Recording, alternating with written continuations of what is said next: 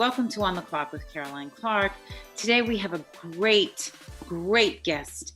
Maury Taheripour has been teaching in the University of Pennsylvania's Wharton School for over a decade. She's been teaching conflict resolution and the art of negotiation.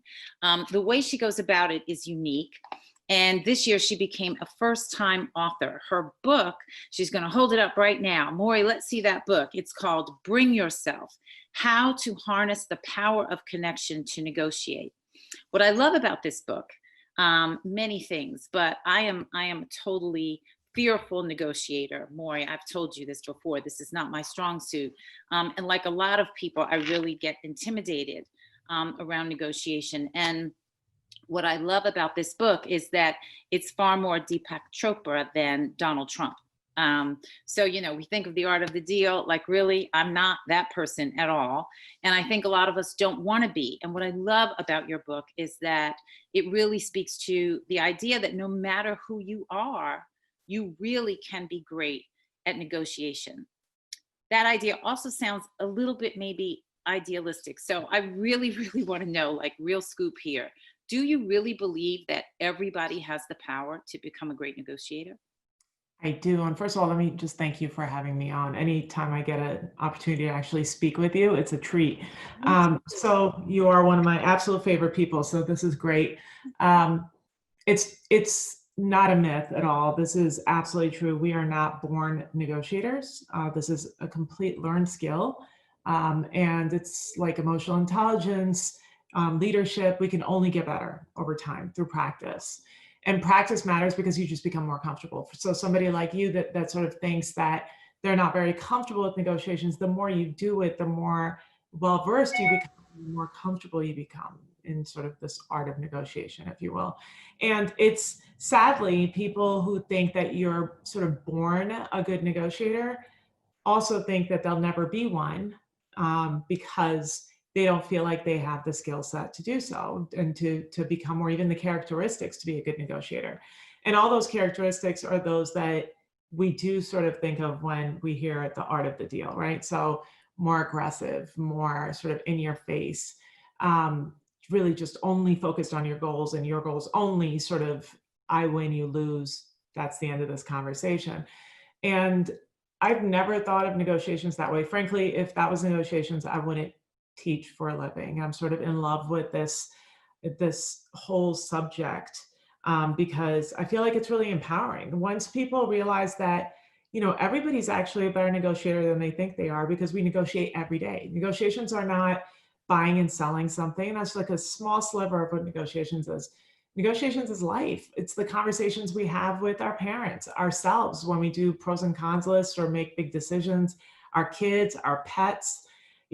Merging onto traffic on a highway is a negotiations, right? So we do it so much, but we just don't sort of think about it from that perspective. We always think of negotiations as being sort of these conflicts and these hard conversations, but it's something we do every single day. So how could we not be better at it than we think we are, right?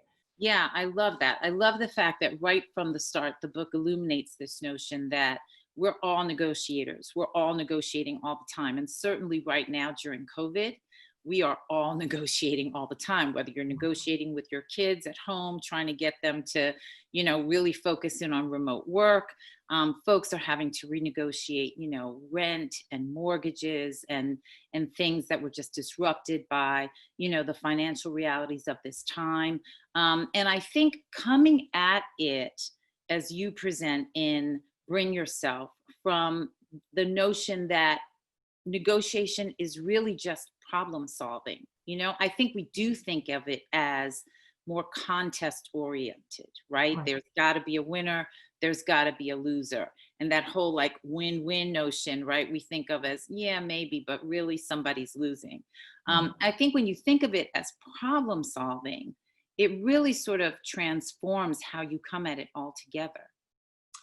It does. And that's why a lot of times when people ask me, like, what's the hardest negotiations you've ever done? Or I'm sure they're expecting some really sexy, negotiating a peace deal or something. But I always think about it. And every time I think about it, I think the hardest negotiations I've ever done have been those with myself.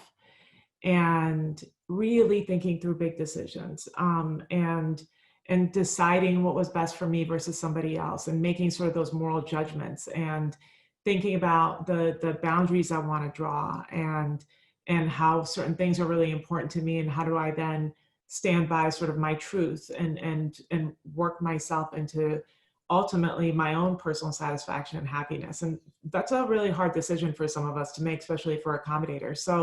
So I think that if you think about it from that perspective, again, you realize that these conversations do ultimately have to be win-win, right? And by win-win, it's never about one person getting everything and the other person getting everything that they want. That's almost literally impossible, right? So concessions are made. You really aren't necessarily striving for everything. You're striving for enough. And I think that if we start focusing on it in that way, that there's enough in this world for all of us, to be honest with you. There's not that scarcity mindset, but there is really enough for our own personal satisfaction. And then if you seek problem solving through that perspective, then it really is this very elegant sort of back and forth until you find a place where you are both happy. And maybe it's a little less this time and it'll be more the next time. But the conversation was so enjoyable, and there was such a rapport and collaborative sort of problem solving that you can come back and get more the next time, or make other concessions that will make you happier and them happier. Yeah, and I love that you sort of end the book with sort of exploring that whole notion of abundance. One of the things that I think is great, you sort of divide it up into two parts: what holds us back, what gets us to yes, right? And beginning in terms of what holds us back, which was key for me. You mentioned that some of your toughest negotiations have been with yourself, and some of mine, same thing. I'm sure that's true for most people, but negotiation really begins, you say, with how you feel about yourself, how you see yourself, how you value yourself. And getting through that is the first part of getting through what holds us back. Can you sort of illuminate, how that comes into play most fundamentally as we approach these things, and how we can burst through those things within us that define our own sense of value, what we deserve, and what we're even willing to ask for? Right. Yeah, I think that, the more and more I've sort of paid attention to this, and I have read more fiction books than nonfiction. For a while I was writing this book, I swear every book that I read was a business book. And lately, when I've actually opened up, there's some beautiful sort of novels that are out there right now. And what I realize when I read them is that they're so powerful because of the narrative, the story that's told. And they're moving, and you feel this sort of connection to them, and you feel sort of empathy towards this character that doesn't even exist, but you sort of join them in this really amazing journey. And I say that to say that I think one of the skills that I think we can all work on is storytelling, and telling our own story and what makes us different, and allowing that narrative to shine on the things that we've accomplished and our strengths, as opposed to focusing on what maybe has challenged us in the past, our scars, our difficulties.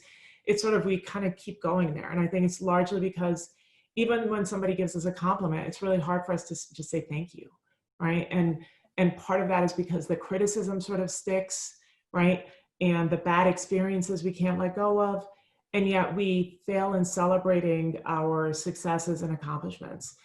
And in negotiation, until you can actually convince yourself of your own value and why you're worthy of the goal that you're setting for yourself, and that maybe you're worthy of even more and more ambitious goals and more sort of aspirational outcomes, until you can do that, you can't convince somebody else, right? Until you're bought in, you can't really influence somebody else's thinking. And look, it's what makes us different. It's the beauty of our diversity, right? It's that everybody brings something unique to the table.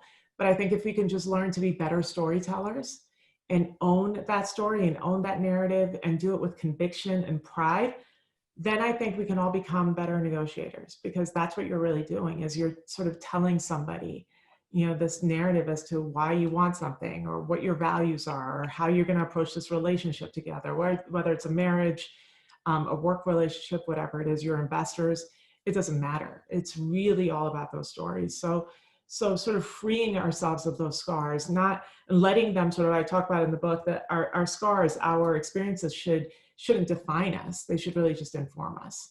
So I think we do ourselves a great disservice. And unfortunately, in tough times like this, it's easier to go that sort of negative place. It's easier to beat yourself up, right? You're not accomplishing as much as you want.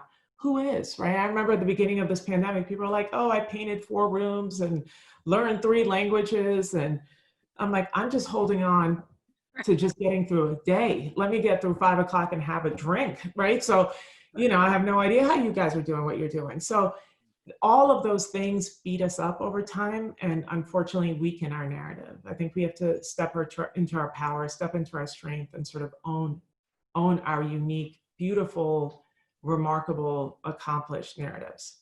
Yeah. Well, as we do that, let's be real. You did release this book into this pandemic. So that was no small lift, right?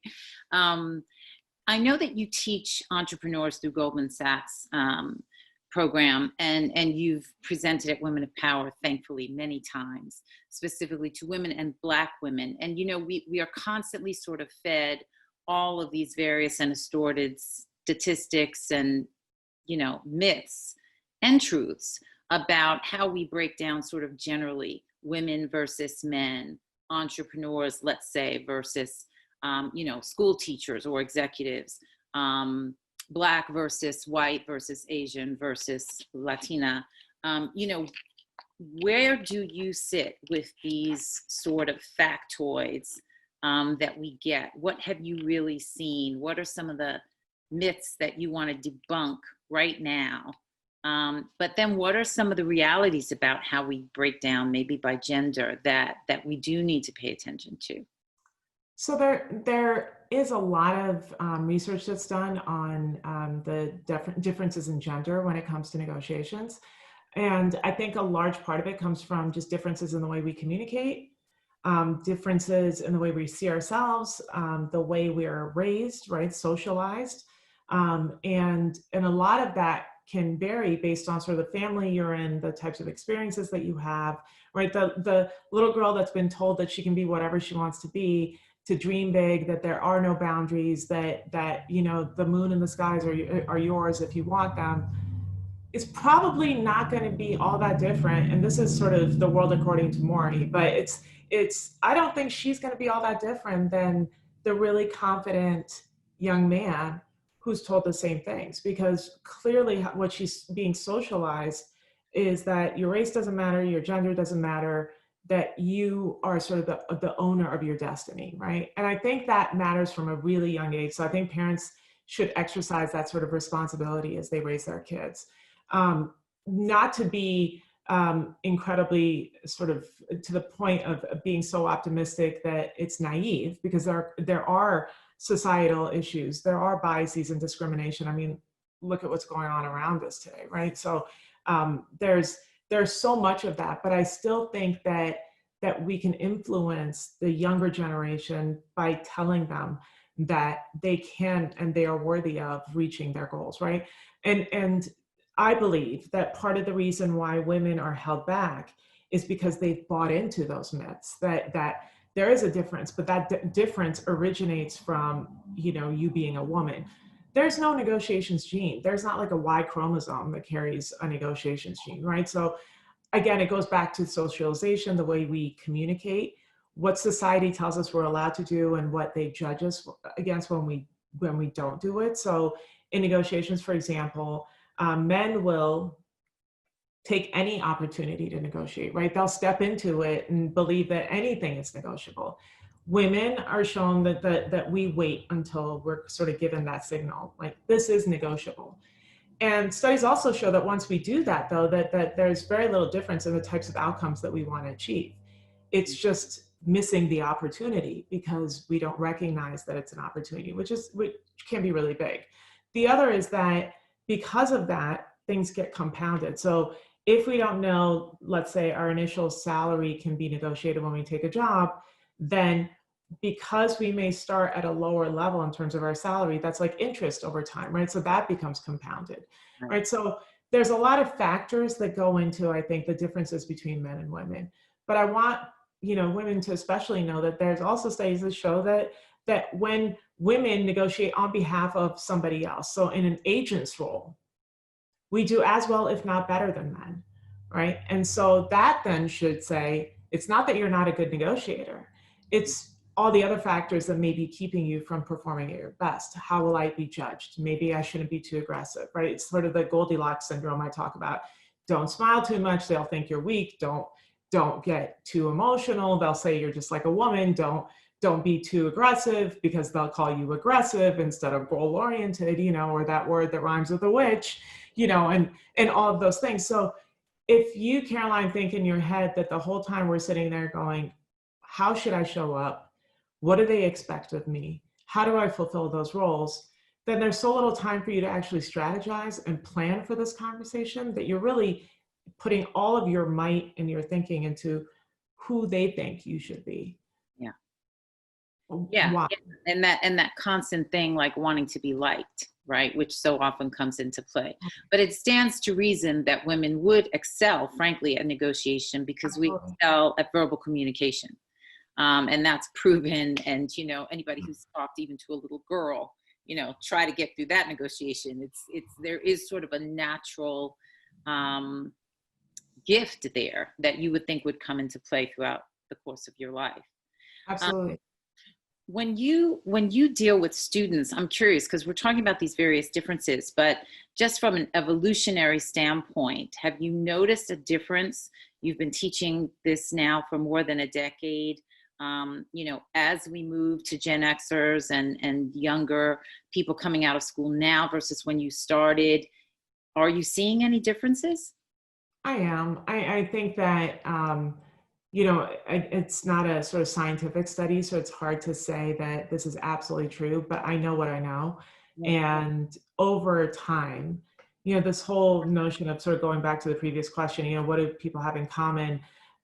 There are those people that quite naturally think about their goals and think very aspirationally, man or woman, again, not really a gender issue, but more socialization. And in my classes, the first sort of few years, I've been teaching for like 16 years now. Let's say the first 7, 8, even 10 years of my teaching, that part of the class wasn't that hard. These are Wharton students. If they're not goal oriented, who is, right? So these past few years, and I have to say that tied to sort of around the last election, right? So 2016, and as the way our society operated, as the way we treated each other, that there started to be much more, not to say that there wasn't racism in our communities, there was, not to say that a lot of the issues that we see in our society, the biases didn't exist, absolutely they did, but they sort of started bubbling to the surface. It felt like people were all of a sudden gave themselves permission to behave badly. And I don't think the internet has supported that, right? I think in fact, it's really the fueled that fire, if you will, right? People treat other people horribly and say whatever they want to say, and it's all of a sudden okay. It's not okay.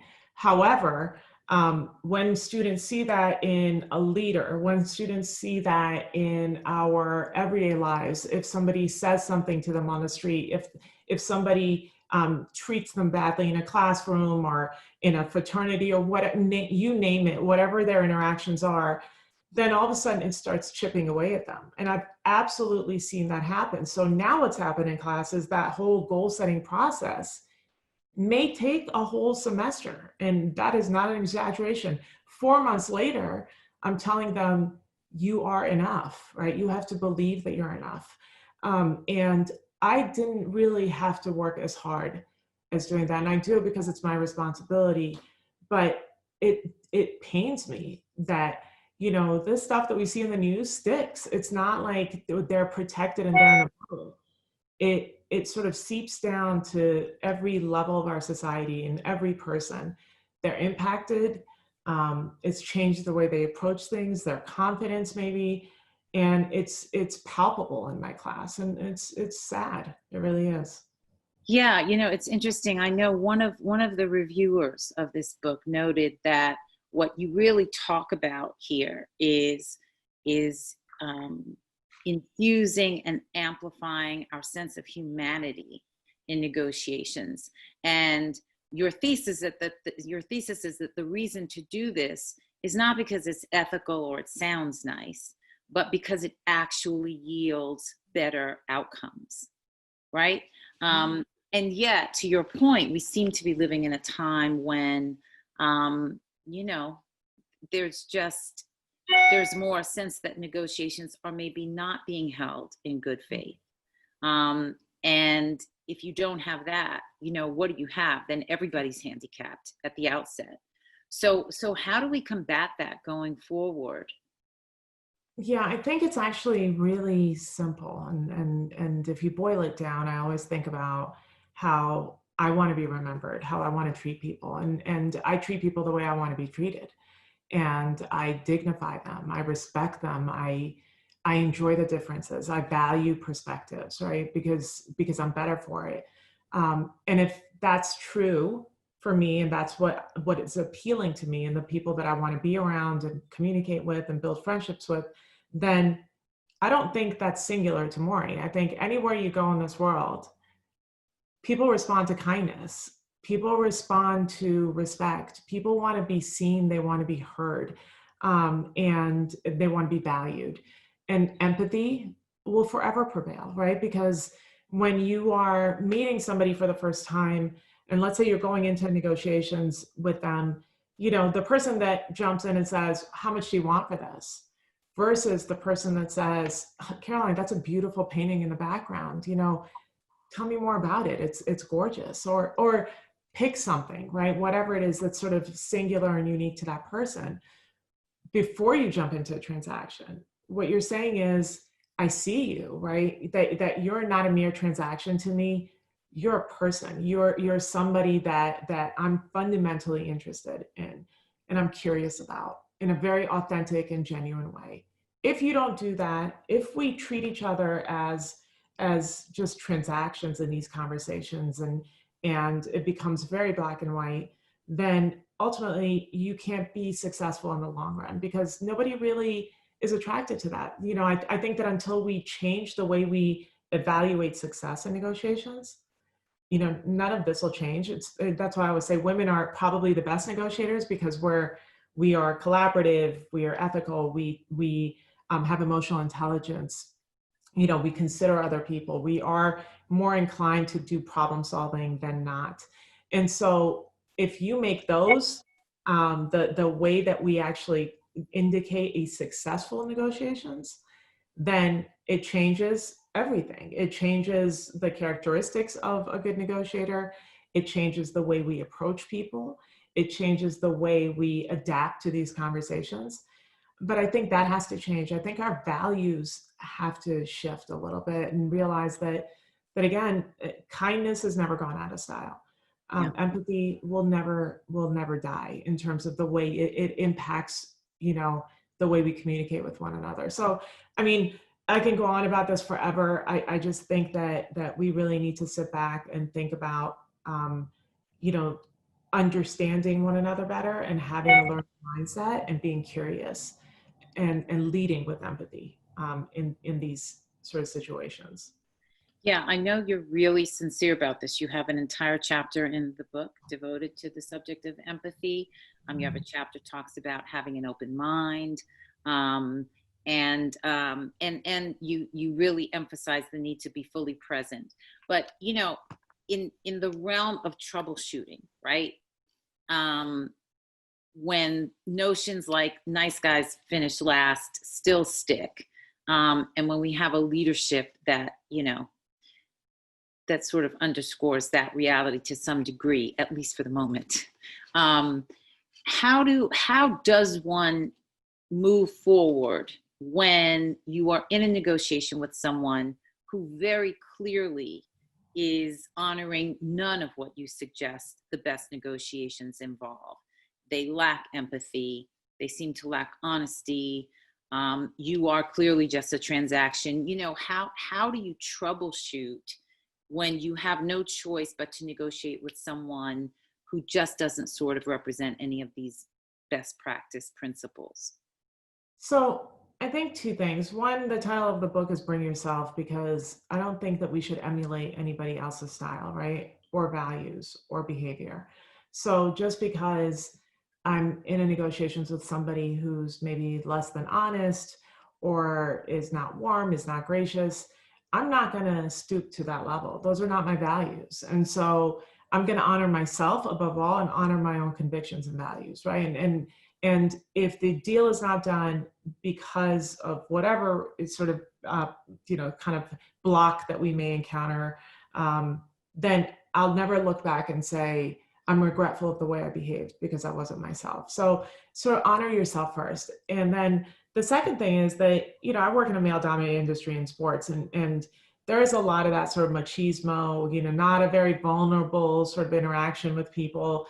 But I still always find that even the most aggressive characters, the people who are much more self-involved, really actually enjoy somebody being interested in them. It's quite disarming when you come into that sort of negotiations and the first thing you do is very authentically want to know more about that person. And I've seen it happen. It's sort of like they become like silly putty, right? Like they sort of melt in front of you because they want to talk about themselves. They want to talk about things that are important to them. You do interviews. I mean, it's funny that you say I'm not a good negotiator. You have all the makings of an incredible negotiator because of what you do, right? The interviews, the listening, all of that is really sort of creates this space for you to be like an exceptional negotiator, because that's what it takes. And if somebody like you shows up and meets somebody who's so focused on themselves from the beginning, you being interested in them sort of plays to that ego, right? And that their sense of self, right? And then once they do that, they do open up, I think. Will it always happen? No, but nothing ever always happens in negotiations or life for that matter. So you then have to make a decision when you come to that sort of the divide in the road is, do I really want to continue down this path, or maybe this just isn't the right person or the deal for me? But don't think that just because somebody is more aggressive or tough or maybe not that open in the beginning, it's because they can't be. Maybe it's just that they've never been invited to be.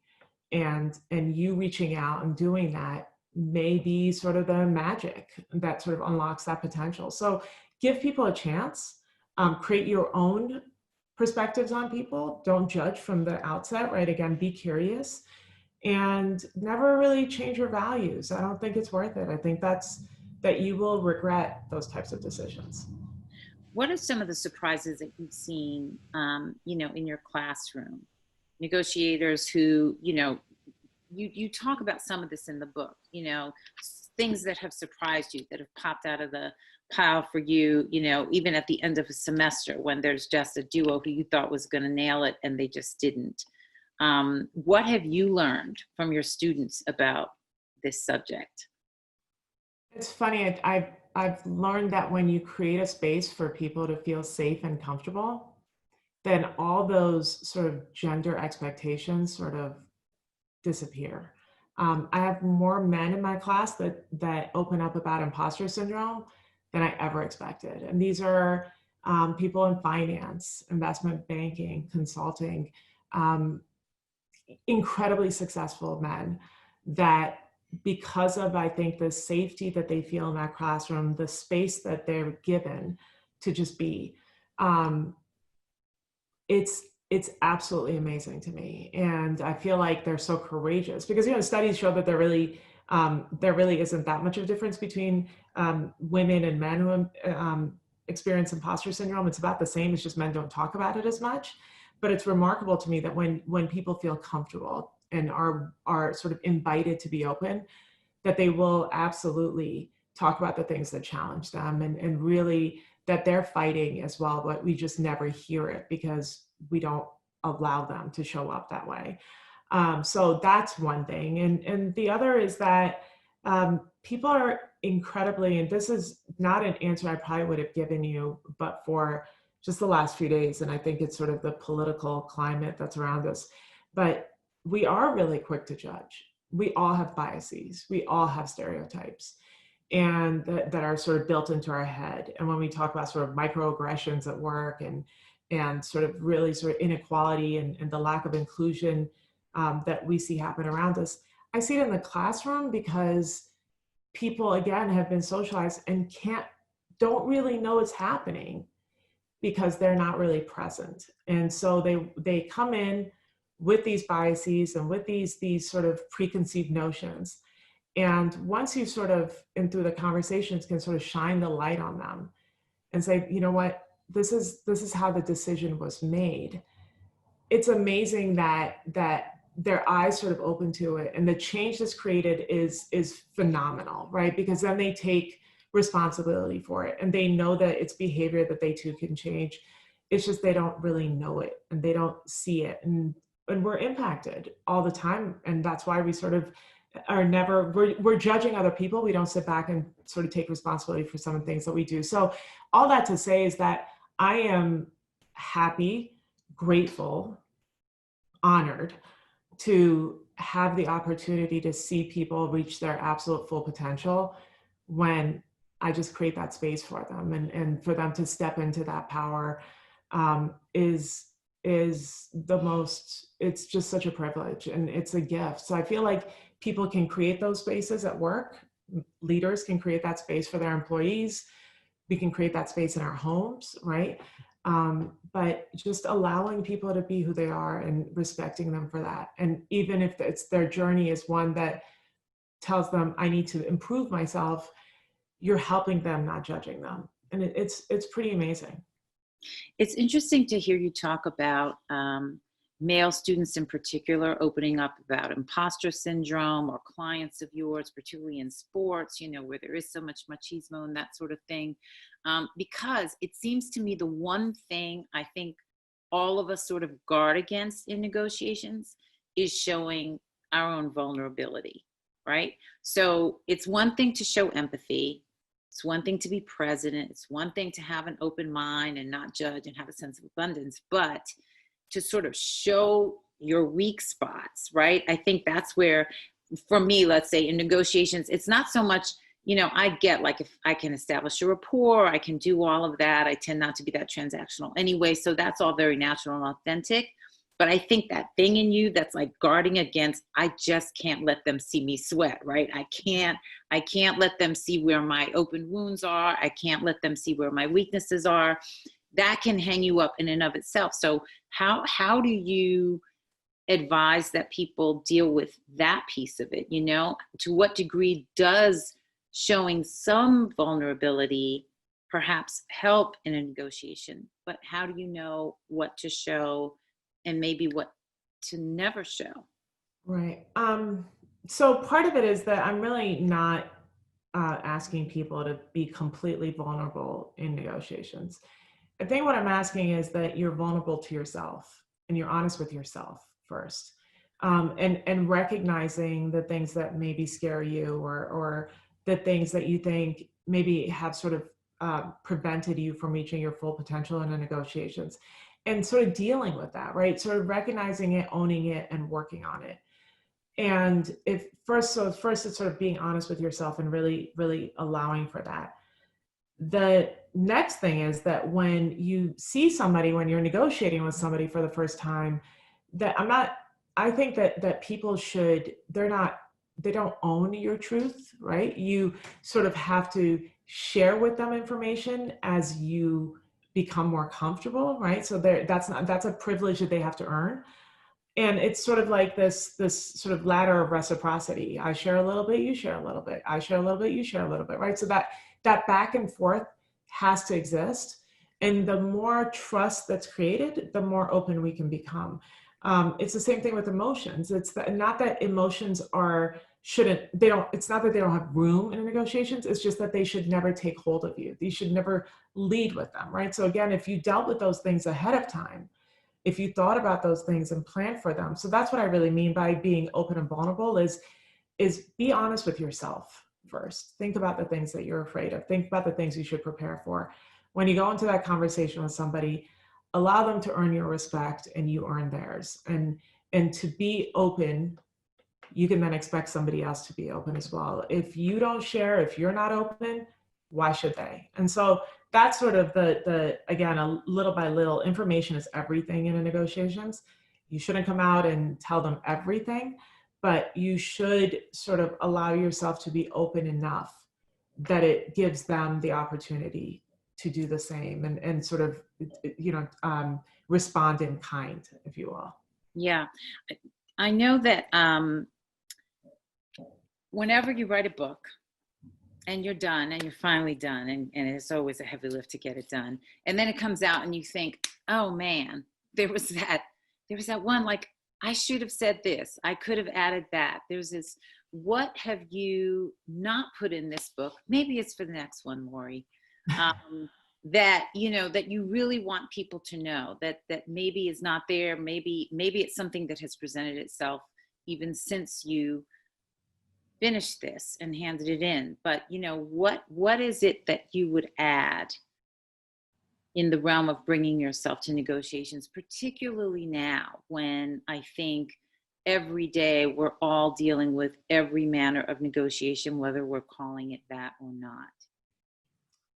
It's amazing. I've done a bajillion of these interviews and nobody's ever asked me that question. And it's a really good one. I think a couple of things. One is that this book was really personal. And I'm not a very open person. So I'm quite private. And, when I wrote this book, it was like, to hell with it. I'm just going to tell everybody everything. Now that I've never told anybody anything, I'm just going to tell everybody everything, from, a health perspective to experiences. So I'm really proud of myself for having the courage to do that. You've written a book, very emotional book, very personal book. So you know how hard that is, right? And part of it is the whole, will they accept it or will it be rejected? Will they embrace it? And it sort of affects your ego, and coming out during COVID, and my book came out, as you pointed out, it was March 24th. And where people were not thinking about what book they're going to read, they were thinking about where they were going to find toilet paper, right? It was like it was not the right time, right? If there was ever the worst time, that was the worst time. And so, to be very candid, it's affected me. It was very at the beginning when I was like, oh my God, it's a flop. And I've come to feel so differently about it. It's that I'm just proud I did it in a lot of ways. It is, do I still think I need to sell more books? Sure, because that's sort of my ego involved in this. But do I stop myself and think about what an incredible accomplishment this has been for me? Yes, it's just amazing how hard it's been to actually get to that point and not sort of, have a pity party for myself at times, right? So what I would maybe add to this book, if given the opportunity, is that there's so many of these moments in our life that we've had to persevere. I've had to persevere.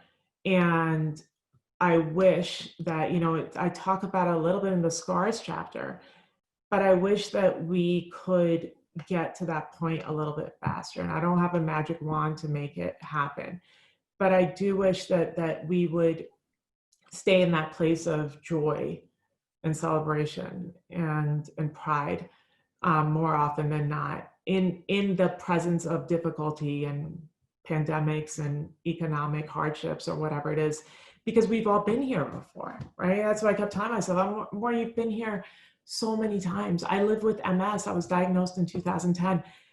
If that didn't hold me back, how does this? But I just want a way to help people get to that place faster and be in a place of sort of self,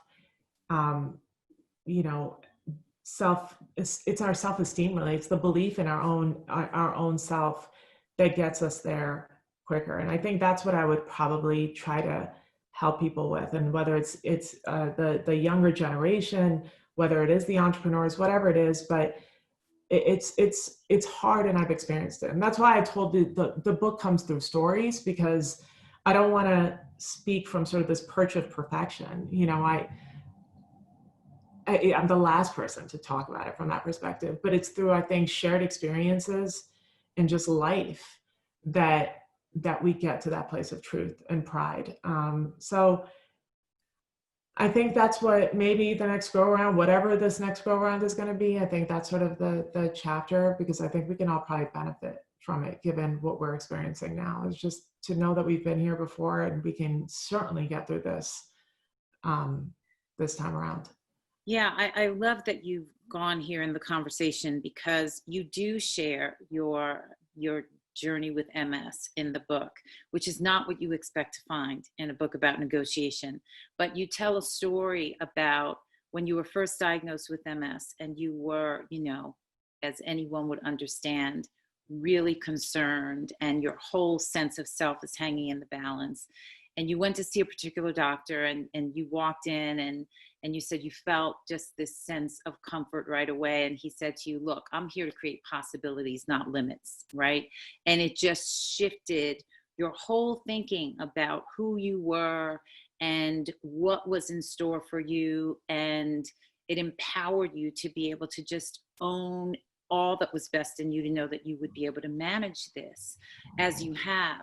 And what I loved about that story is that it seems to me your whole sensibility around negotiations is around that they are meant to create possibilities, not limits. And I think what's so intimidating about the subject is that you always think there's this looming limit, right? Like whether you're negotiating some monetary thing or a promotion, or with your kid or with your parent or your colleagues or whatever, that win-lose finiteness gets in the way. That sense that it's more about limits than possibilities gets in the way. So, that parallel is unexpected, but it's really vibrant, and it sort of changes your thinking about this. So I really want to encourage people to read this, because it is absolutely a primer on negotiation, and problem solving and conflict resolution, all of which we desperately need. But it's so much more than that. And I want to talk for a minute before we go, because we are dealing with a time where so many are dealing with health issues. Now, they're all of the health issues that impact all of us all the time. But on top of that, we're dealing with COVID, and this pandemic, and the many losses that have accompanied it. And I think that negotiations, when it comes to your own health, really occupy a particular space, because you are in a vulnerable position. It's a highly stressful position. You could also be negotiating on behalf of others, right? Because health advocacy is a huge area, and it's really needed right now. Often you can't negotiate for yourself when you're in that position and you're ill. So is there anything, both based on your personal experience and all of your professional experience, when you are negotiating around issues of illness and health, are there things that you can bring to yourself or to the table that just help take some of the pressure and some of the stress away from those situations, so that you can really reach the best outcomes? Yeah, I think that the reason why that particular doctor that you talked about sort of really helped me shift my mindset is because he really educated me, and I learned from him, and I learned everything that was sort of against a weird, very weakened perspective of what somebody who has maybe MS has to deal with in their life, right? He changed my whole perspective, and I've never really looked back. But what I have done is really allowed myself to create boundaries, where I will not ever sort of concede on things that have to do with my health and well-being, because I do take care of myself. Nobody takes care of me, and nobody pays for my health insurance. I pay for mine, and I work hard to make a living. And because I don't have a safety net in a lot of ways, then if I'm not well, it impacts every other part of my life, right? And literally, I don't know what the future then holds. So because my health is so important, I don't concede. So when I have no time to do sort of everything that I want in my day, I do always build up enough time to sort of work out, right? I pay a lot of attention to what I eat because that's what's kept me, in a really healthy place. And then I'm healthier than the average person, even living with MS, right? I've never let that sort of become how people know me or identify me. And most people wouldn't know, I forget, right? Because I do take such good care of myself. But I think now more than ever in this time, you have to educate yourself, first of all, about what are the risks and what makes you more susceptible to this virus. And I know it's hard because there's new information every single day, but there are certain things that are very logical and that you can do that are well within your control. But I also think that you have to negotiate for that, particularly if you live in a household, and know that, you're not being selfish when you put your oxygen mask on first, right? That you must do that so that you can help other people, right? So making sure that you're sort of dealing with your stress in a way that it doesn't overcome you. It's you acknowledge it, but then you have to sort of address it, right? Because if you are living and leading with anxiety and fear, it literally impacts every part of your life.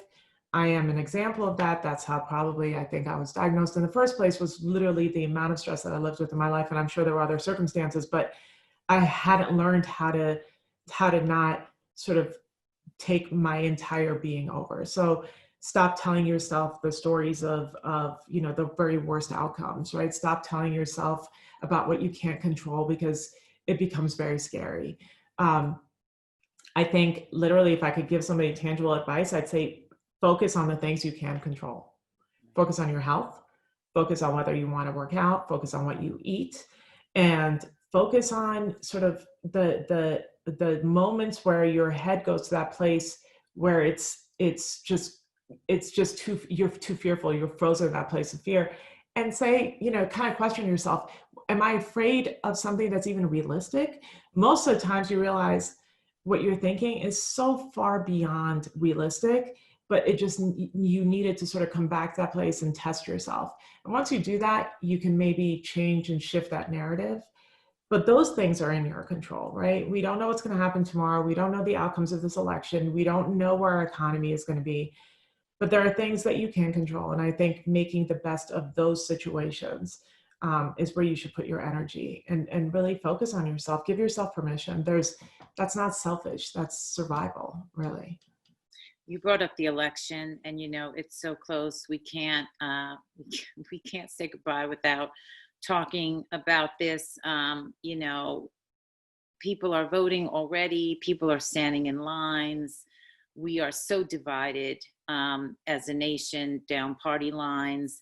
If you could, grab our leaders in politics by the shoulders and impart some word of wisdom to them about how to sort of compromise and reach a middle so that we can start to heal some of the divisions in our nation, what would you say? I think same thing I've said sort of all throughout this. I think that we've become a world that where you're either right or wrong. You're black, you're white, you're a Democrat, you're a Republican. And that middle has sort of disappeared, and we've become increasingly polarized. And so what we lead with is where our differences are. So, if we talk about, like, let's say healthcare, I don't think there's any Democratic or Republican member of Congress that would say, we really don't care if people are healthy in this country. Nobody would say that, right? They would, I think, agree that they want a healthy nation or population. I think where we're divided is how they go about getting there. So if we started with a place of not division, but what we call these things interests and negotiations, the things that are sort of the 30,000 foot level, things where we agree, and then the conversations become, how do we actually get there? Because there's many ways to get to an outcome. And if we sort of let go of the fact that our way is the only way, but use the opportunity to maybe problem solve and learn and figure out, maybe even do some, devil's advocate kind of work where, what's wrong with my thinking? Maybe if I thought a little bit differently, maybe that's the better way to go. I know I'm asking for a lot, but I do think that that's really what's needed, is that we stop thinking about how we'll get somebody to change their mind and think exactly like us. I think what we need to strive for instead is understanding. And when we better understand one another, you don't have to agree. When you look up, I'll say, look it up in the dictionary. Understand and agree don't have the same definition, right? One just means that you're curious and you listen. And if we leaned into that more, then I think that we can slowly and very slowly, because I think that a lot of damage has been done. But I think if we start thinking about it from that perspective and leading every conversation with curiosity, I think that could really help. And I'm hoping that that's the path that will soon be taken. Until then, I just want everybody to vote and exercise your right. And I think now more than ever, we realize how much it matters. We have celebrities who say they've never voted before, and they're doing it now. Stand in your power, understand that your voice matters, but understand that your voice may not be the only voice, and that it's good to be able to listen. Absolutely. Maury, thank you so much. I wish that every leader in politics, especially in our country, would read your book. Those of you out there, please go order or purchase Maury's book wherever you can. Again, it's Bring Yourself, How to Harness the Power of Connection. One more time, there it is. There it is. Maury, thank you so much. Stay safe. Thank you, Stay well. Thank you so much. Bye, everybody.